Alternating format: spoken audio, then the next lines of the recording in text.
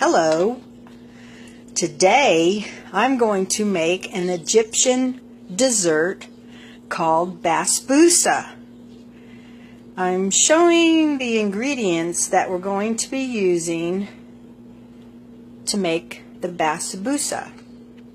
We have almond, vanilla, flour, milk, coconut, which is basically shredded coconut, plain yogurt, butter, semolina, sugar, lemon juice, rose water, and we'll be using regular water. To start off with, you'll put 2½ cups of semolina in a large bowl. You'll add 1 cup of coconut, 1 cup of sugar, and 1/2 cup of flour. And you want to mix those dry ingredients together in the bowl. Then you'll add 1 cup of the plain yogurt, the 2 sticks of butter. You want to melt those either in the microwave or on the pan on top of the stove, just making it warm enough to melt the butter, and that's all. And 1 teaspoon of vanilla extract. You'll want to put that into the bowl and mix it all together. After putting the dry ingredients and the wet ingredients in the bowl and mixing it up, this is what you will have. It is kind of like a thick batter, kind of like you would be making for cookies. Okay? I usually taste it. It tastes a little sweet, but the sweet syrup that'll go on top of it next will make it even sweeter. So that's enough of what you have. Now the milk, I only add 1/4 cup of the milk to mix it in and to make it a little bit more pliable. Since I don't have a Teflon pan, I usually line my pan with aluminum foil, and then I'll grease it on the bottom and on the sides with just a little bit of butter. The oven temperature will be set at 350 degrees or 180 degrees Celsius.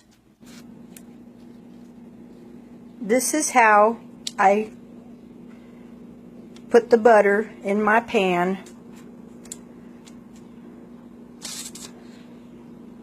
to line or to grease the aluminum foil.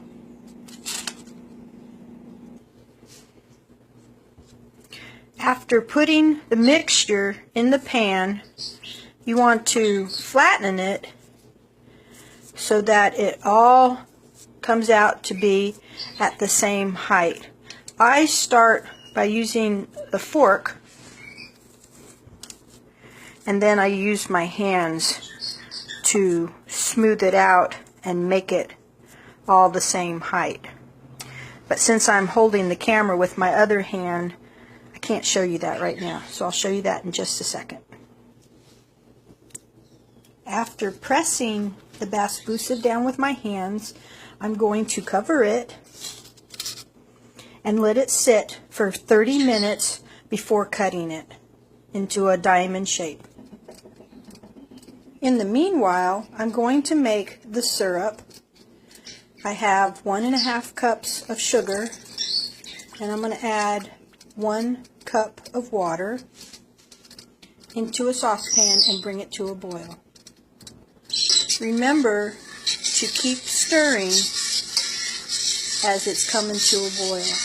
I have my heat on high right now, so I'm going to be stirring this for a few minutes, and then I'll show you the next thing to do for the syrup. As the sugar comes to a boil, you'll see how it starts to clear just a little bit. I'm going to turn the heat down, keep that boil going for the next 5 minutes to a medium-high heat.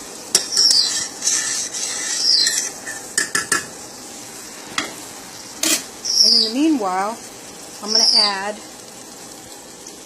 some lemon juice, just about a teaspoon.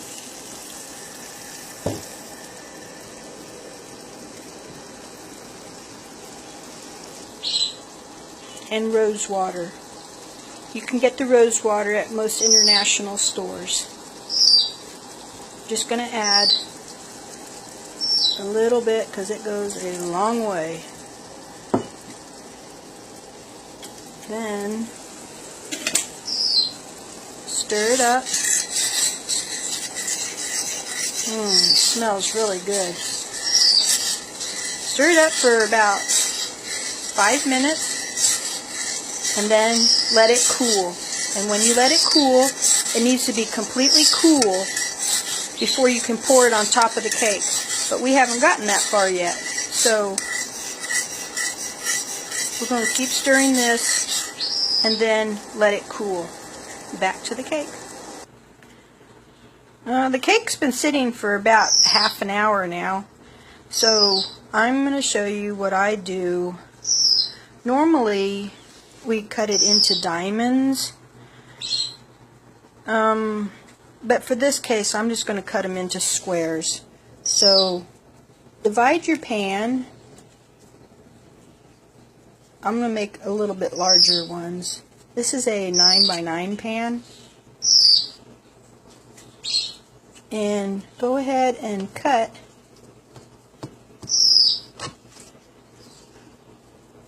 all the way down to make bars.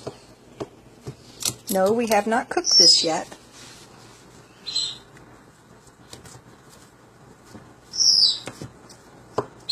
When we do cook it, it'll be in the oven for 35 to 40 minutes on the 350 degree temperature. Next, we're going to add some almonds. Normally, whole almonds are used, but I prefer sliced almonds. So what I will do is I will sprinkle some about in the center and press them down on each one of the squares. I like having an almond in every bite. That's the reason why I prefer the sliced almonds, and my husband likes them too. And then press it down into the mixture.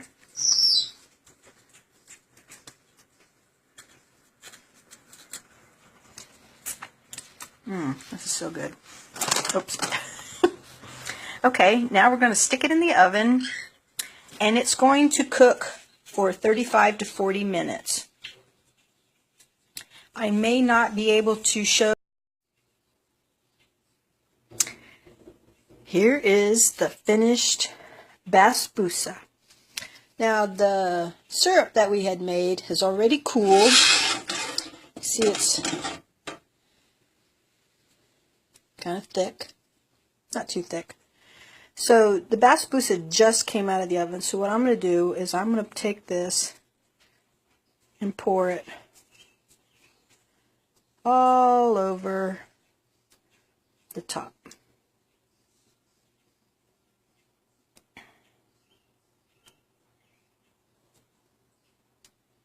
Now what this is going to do is it's going to soak into the basboosa, and when it's done, you can either refrigerate it or you can go ahead and just start eating it while it's still a little warm. But before I go ahead and finish it, I'm going to go ahead and cut open what I had cut open before so that it will all soak in. If you notice, even while it's been sitting here, the syrup has gone down into the cake already. It's a delicious cake and it smells super good. Hope you give it a try. This is the second part of the Egyptian Basboosa. I hope you enjoy it.